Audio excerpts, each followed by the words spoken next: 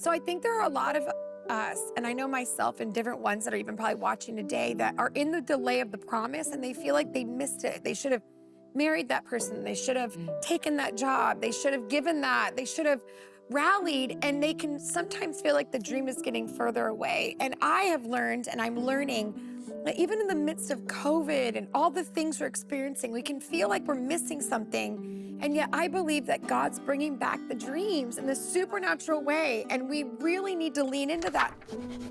As a young woman, I remember really wanting to do God's will, like surrendering my life, but I wanted to know what he wanted me to do. And it's really hard. I think when you're younger, you're like, God, I want to do it, but what if my husband's there? Or what if my calling is here? And so I, at that point in my life, was cleaning houses. So I was a house cleaner for 6 years and owned my own company with my sister.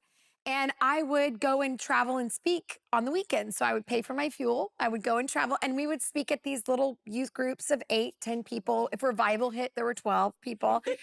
And so that's what I did. And again, I didn't know anything better. So I was like, I'm going to do it anywhere. That's kind of how my life was. So, you know, my sister and I have an identical twin sister, and we're these California twins, and we're going up and down the California coast and cleaning these big, huge homes and then coming back and ministering. And so at some point, about 19, and this is a couple years in, I was invited to be a pastor at a church, a small little church in Northern California. Not to be the senior, but to come up and be one of the pastors. And so I was so excited. Like, this was my big moment. I was going to have my big break. I'd been suffering for the Lord for 2 years, and now I'm going to 2 years, and this is it. This is going to be it. And but I was really anxious because my parents and my family had just planted a church. And so I was a part of this church plant, and we're seeing God beginning to grow this church. And we're one of the top 500 churches in America that were in this growth pattern. And we're having all these services, and I'm getting to do what I feel called to do. But I've got this invitation to go happen somewhere else. Yeah.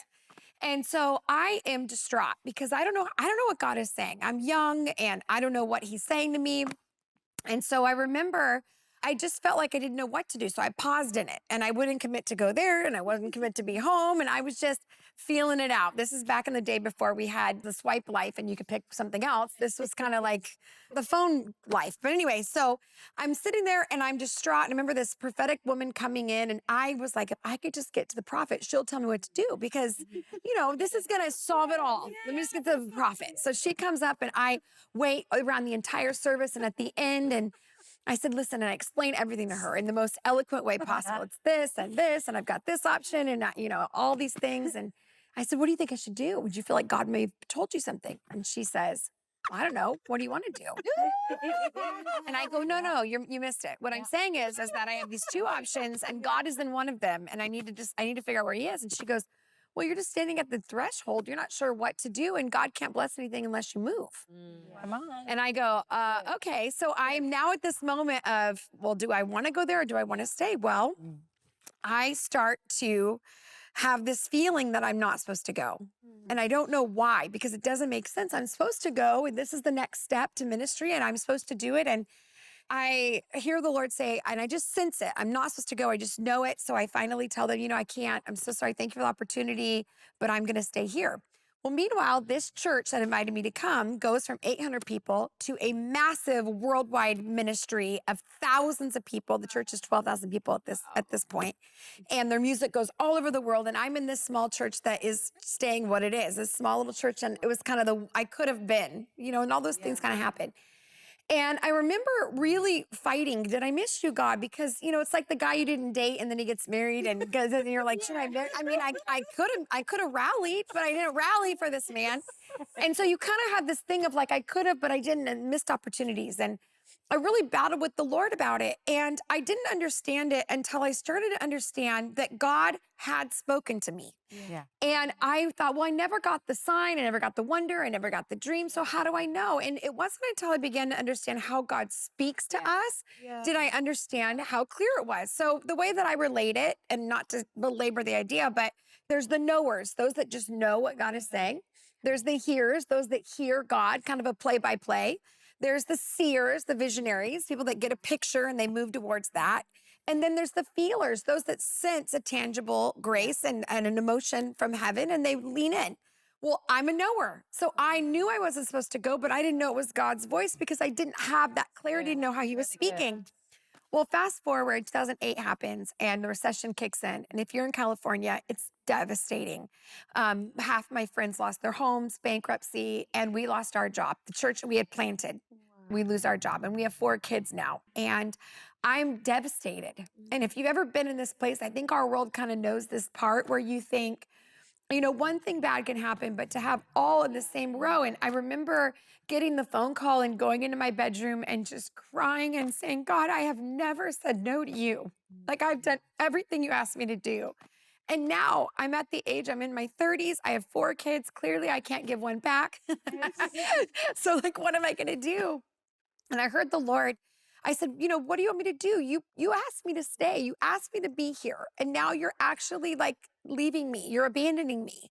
And I wasn't angry. I was just distraught. Like, I don't know what to do. And I heard the Lord, I said, what do you want me to do? And I remember him saying, I want you to make chicken.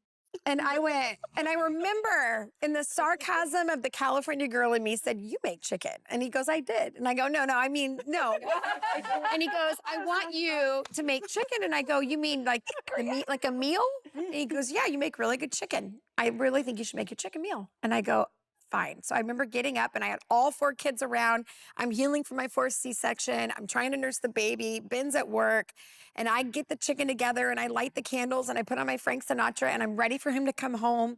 And Ben walks in the door and he looks at me and he knows my wife this is not a good day for her. And he said, do you want to talk about it? I said, no, I just want to eat our chicken dinner and sit and have a meal and then we can talk about it later. So we sat down and we did. We fed all the boys and my husband and we had the chicken. And at the end of the night, we put our kids to bed and we sat on the couch and we started talking about our future. And I'll tell you what, the moment I got up to make chicken, it was like everything went peaceful, even though nothing had changed. Wow. And this is how you know, right? The supernatural grace of God. But what I didn't know was that God had already set up a place for us to go. And in little less than 1 month, God sent me to the same church that had asked me at the age of 19 to go and be a director at their movement and now the women's pastor in that environment. And I get to go all over the world, having not been in the growth part of it, but get the abundance of that and still be where God called me. So I think there are a lot of us, and I know myself and different ones that are even probably watching today that are in the delay of the promise and they feel like they missed it. They should have married that person. They should have taken that job. They should have given that. They should have rallied, and they can sometimes feel like the dream is getting further away. And I have learned, and I'm learning, that even in the midst of COVID and all the things we're experiencing, we can feel like we're missing something. And yet I believe that God's bringing back the dreams in the supernatural way. And we really need to lean into that. I hope you enjoyed this video. Subscribe today and you'll never miss a new upload. And don't forget to check out our Better Together shop. Thanks for being a part of our community.